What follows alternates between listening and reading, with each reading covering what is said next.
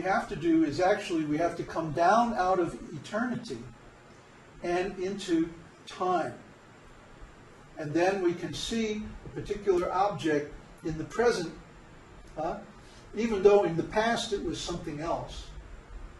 Metal in the ground or something like that. And in the future it's going to be something else. When this is broken and it's destroyed and it goes back into the earth again, eventually, who knows what's going to happen to it? It's going to change form. But nothing ceases to exist, it only changes form in time. At one time this is metal in the ground. At another time it's in the factory. At another time it's in the store. Now I'm using it and I'm wearing it and like that. And then sometime it's going to break and I'll throw them away. And then it'll be in the landfill and then it'll go into the earth and so on and so on. So it doesn't ever completely disappear.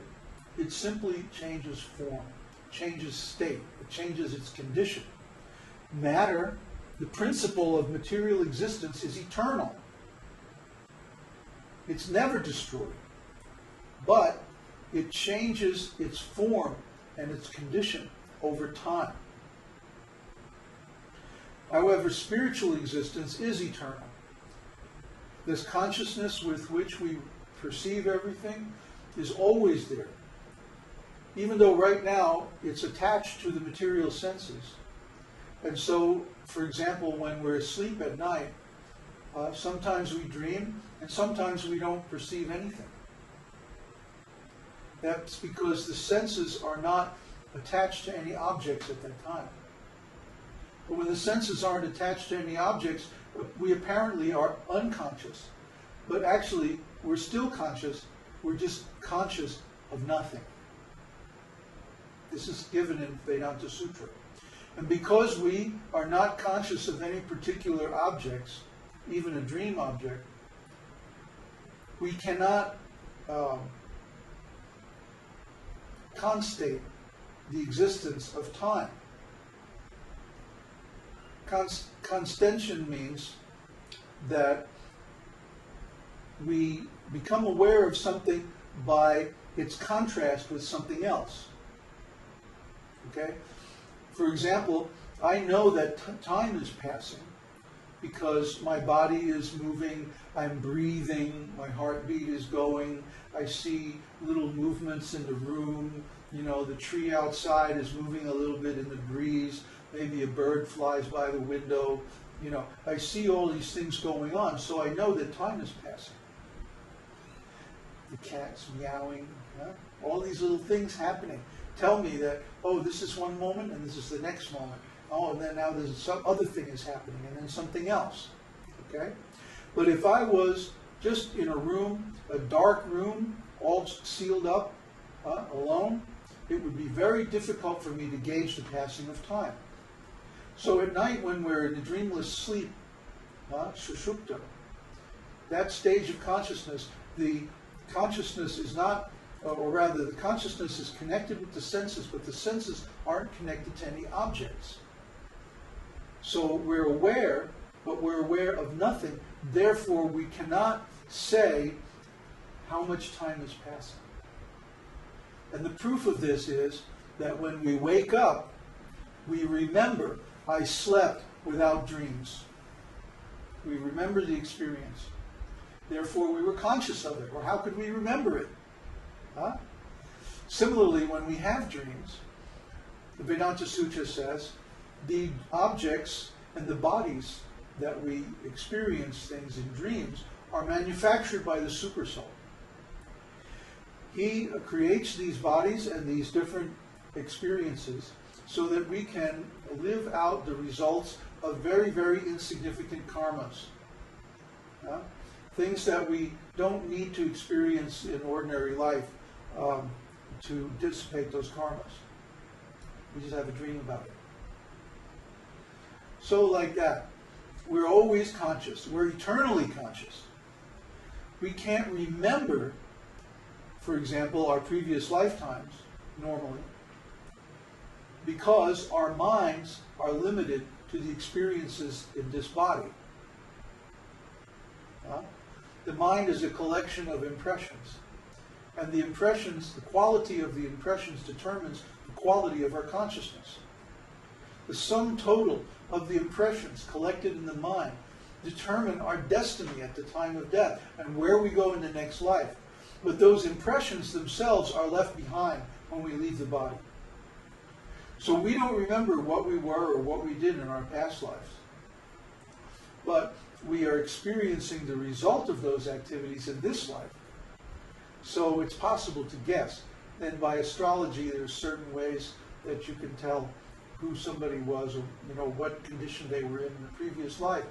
But it's not really so important. What's important is the condition we're in this life and how to improve our condition till we get to the topmost level of self-realization. So, when the material world disappears, all the impressions of the material world also disappear. And our consciousness is automatically freed from material engagement. But if we still have material desire, then we go into deep sleep, sushupti, and we have no way to tell how much time is passing. It could be an hour, it could be a year, it could be a whole lifetime of Brahma, we don't know. Just when the next material creation is made, then we wake up and it's just like nothing happened. Oh. So similarly, when we are in deep sleep, or when between the material creations, or from one day of Brahma to the next, when there's a pralaya of the material world, material manifestation, we aren't aware of time passing. The time definitely passes, but we have no way to measure it. So similarly, at the end of the material creation, there's no time anymore. Kṛṣṇa withdraws his time potency from the material energy, and the material energy goes into a state of suspended animation. The material energy exists eternally because it's Kṛṣṇa's potency, and all his potencies are eternal, including the external potency. But because the external potency is not animated by the influence of the time energy, therefore it just remains static. And we see this all the time. Like, I've had that rock sitting over there on my desk for months now. It's this really cool rock. Huh? It hasn't moved yet. Let's see. Oh, now it's moving. Hey. What happened? Oh, well, Florian grabbed it and he gave it to me. Otherwise, it would still be sitting on my desk right where it's been for the last... Isn't that a cool rock? I think it's a meteorite or something. Anyway, it could be a bolide. You know what a bolide is? They come out of volcanoes. The volcanoes spit them out. Yeah. So anyway, that rock would just sit there for the next million years unless somebody moves it. So at the end of the creation, Kṛṣṇa withdraws his time energy. The three modes of material nature stop affecting the material energy. The material energy just stops, becomes inert, doesn't do anything. So, if we are materially conscious, like Brahmā is when Kṛṣṇa speaks these shlokas to him, he may be the most exalted, most intelligent, most powerful being in the material world, but he's still in material consciousness. Even though he attains self-realization, he still has this dual consciousness. When you attain self-realization, you get like that. You have spiritual consciousness internally, material consciousness externally. So he's still in material consciousness. He's still seeing things according to time. So Kṛṣṇa is telling him that at the end of time, when this material creation is all wound up, then what you see will be me. He says something very similar to Narada. When Narada is in the woods, chanting, meditating, and Kṛṣṇa appears to him, then he tells Narada, you're not going to see me for the rest of this lifetime. But when you leave this body, then you will see me again. He says this is a very typical thing for Kṛṣṇa to tell a devotee at the time of realization. And we see in the history of many devotees that this is so.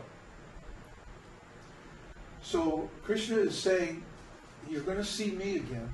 But if you see Kṛṣṇa, you also see Kṛṣṇa's abode, Kṛṣṇa's devotees, and your own spiritual body. Right now, Lord Brahmā, he's telling him, right now you need to be engaged in my service by creating the material planetary systems and all the different species and families and lineages and stuff like that. But then at the end of this thing, when this is all wound up, you'll see me again. Because when you see Kṛṣṇa, you see Kṛṣṇa's abode, you see Kṛṣṇa's associates, you see Kṛṣṇa's pastimes, and you see your own self, who you really are.